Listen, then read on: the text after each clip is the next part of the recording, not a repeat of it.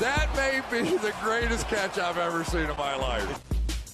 Alright guys, I am very sorry about the lower quality of video here. Y'all know usually we have a completely different setup, but I traveled across the country to see my family for the holidays. I promise y'all we will be back to normal soon enough. But until then, this is what we are going to have to deal with. And in this video, I'm going to be talking about our sell high dynasty running backs. As always, go down to the comment section. Give me some ideas of what you would like us to talk about next. And yeah, make sure you're in our fantasy football group chat so you can participate in our mock drafts, as well as us going out there and having y'all in our real dynasty leagues, as well as y'all joining our real dynasty leagues so I can draft against y'all, so y'all can trade with me.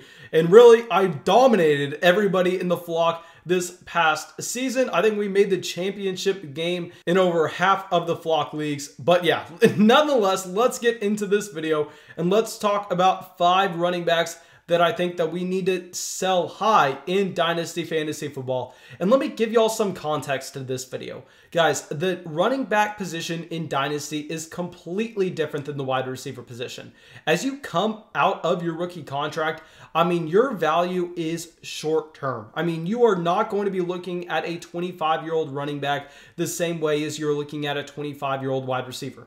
I mean, if you're looking at a 25-year-old running back, you're looking at someone that has 1, maybe 2 years left of solid production. A 25-year-old wide receiver, on the other hand, has their entire career ahead of them. If y'all don't believe me, just think about just 3 years ago. I mean, who were the top running backs in fantasy football? We had Le'Veon Bell, we had Todd Gurley, we had David Johnson. All 3 of these guys, we can all agree, are completely washed now, and nobody is even going to be thinking about drafting them in fantasy football this upcoming season. And let me run some numbers by y'all. Le'Veon Bell is 28 years old. The last time we saw a productive Le'Veon Bell, he was 25. I mean, Todd Gurley is only 26 years old. Last time we saw a productive Todd Gurley, he was 24. And lastly, David Johnson is 28 years old. The last time we saw a good David Johnson, he was 25. So guys, please understand, at the running back position, this is a completely different situation than what we are looking at the wide receiver position. Here, you're going to have to sell these players while they're a lot closer to their peak. You really can't ride them out as their value drops off so fast. All right, so our first sell high running back is going to be someone that everyone is going to have a problem with. But regardless, we're going to talk about Aaron Jones. Okay, Aaron Jones has been a great running back for fantasy owners in 2020 so far. He's the running back 5 in points per game. And right now, I know it seems like Aaron Jones is not that old, being drafted in the 2017 NFL draft class. But by the time next season starts, Aaron Jones is going to be 26 years old. I mean, he's already 26. I don't know what I'm talking about. He's about 3 or 4 months older than Todd Gurley, as crazy as that sounds.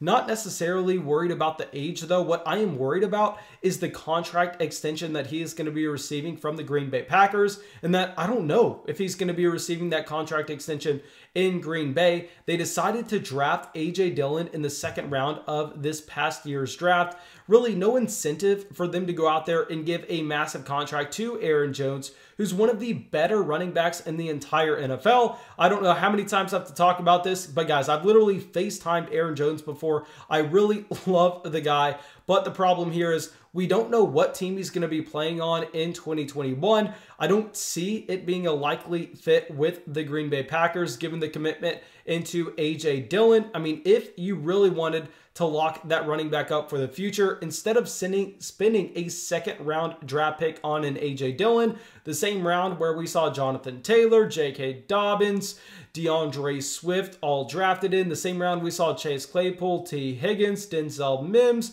all drafted in. I mean, you could have decided to give Aaron Jones that contract extension, and you could have decided to give Aaron Rodgers another receiving game weapon, yet instead they made their commitment of drafting A.J. Dillon. Not saying it's 100% guaranteed that Aaron Jones is out of Green Bay, but really nobody besides us is talking about the fact that Aaron Jones could be on a different NFL franchise in 2021, and clearly that is going to severely hurt his fantasy football value, as the Green Bay Packers offense is one of the best offenses in the NFL. Okay, so now our next running back that we're going to talk about is someone that I've always been lower than consensus on, and I made sure that nobody in the flock had him on their dynasty leagues coming into this season.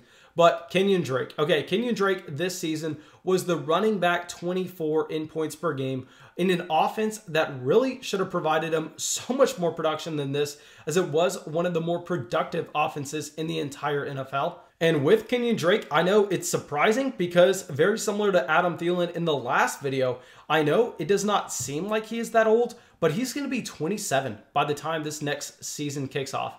I mean, that is so surprising for a running back that really only had fantasy football value for about 5 weeks, and that was at the end of 2019. I mean, he is playing under the transition tag this season. There's no incentive for the Arizona Cardinals to bring Kenyon Drake back, especially at the price tag that they paid for him this year. Maybe he takes the discount, but regardless, I mean, he was outplayed by Chase Claypool so far this season. He really did not have that receiving game usage that you would want to see. He is going to be most likely on a new NFL team this following season. He's going to be 27 years old, and he's really only going to have a stretch of 4 to 5 games as a very impressive mark on his entire NFL resume, because I would say that 2020 has been a major disappointment so far with his production given the volume that he received in one of the better offenses in the entire NFL. So yeah, here with Kenyon Drake, I'm in a running back that I'm going to be so much lower than consensus on. Clearly not even in the same realm of an Aaron Jones. I think that Kenyon Drake is someone that I would easily take any first-round pick, regardless of the format in. I would also take an early second-round rookie pick in a super flex format to get him off my roster. Okay, so now our next running back that we're going to talk about is someone that I am consistently wrong on year over year over year, but I'm standing by our take. And here we have Chris Carson. Okay, Chris Carson was the running back 10 in points per game in 2020.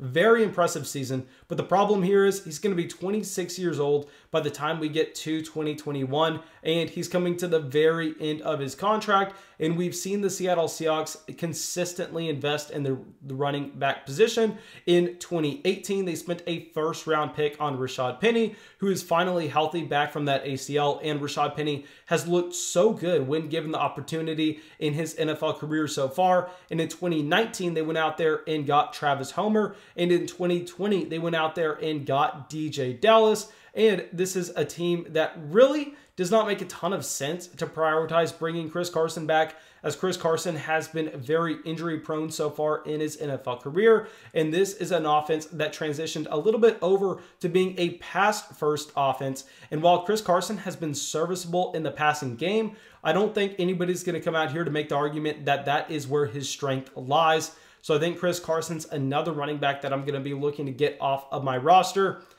And now our next running back, someone that I know we're going to have so many arguments with, but this is going to be Nick Chubb. Okay, guys, Nick Chubb is 25 years old, 1 year younger than Todd Gurley. And I know that's not necessarily our main reason to sell him. Our main reason to sell him is Nick Chubb is not coming off the last year of his rookie contract like Chris Carson and Aaron Jones, but he's going into the last year of his rookie contract.